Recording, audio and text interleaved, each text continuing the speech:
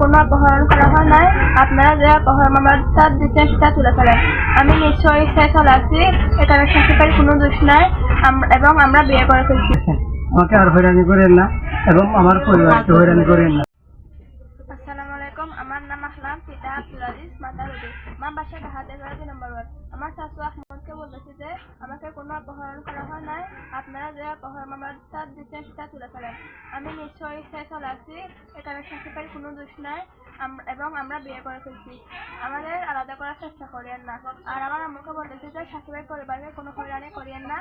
আমার খালাতো ভাই মেনহাসুল মাহবুব এসে বলেছে যে ফেসবুকে শাকিবের নামে কোনো খারাপ মন্তব্য করিয়েন না। আমাদের জন্য সবাই দোয়া করবেন, আমরা খুব সুখে আছি, আলহামদুলিল্লাহ। আসসালামু আলাইকুম, আমার নাম মোহাম্মদ সাকিব, আমার পিতা আব্দুল মালিক, মাতা আনসারুল আলম, শক্তিনগর 1 নম্বর ওয়ার্ড, কালবাসার।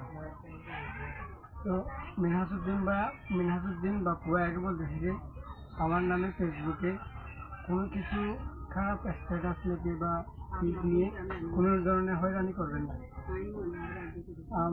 আমি কিন্তু আপনার খারাপ কোনো জানি না, আপনি নিজের শুনছেন। আর হারানোর যত আত্মীয়গণ আছেন তাদের জন্য বেশি হালামকে আমি আনি নাই, নিজের হচ্ছে হারাম চলে আসছে আমার কাছে। আপনারা আমার 5-6টা মোবাইল নিয়ে নিয়েছেন। আমার হাতে কিন্তু মোবাইল ছিল না, আপনারা সবাই জানেন আমার মোবাইল সহ নিয়ে ফেলছিলেন। তো আপনারা বলেন এবার কে আছে এবং আপনারা কাকে উদ্দেশ্য করে এইগুলো করতেছেন। আমাকে আর হয়রানি করেন না এবং আমার পরিবারকে হয়রানি করেন না।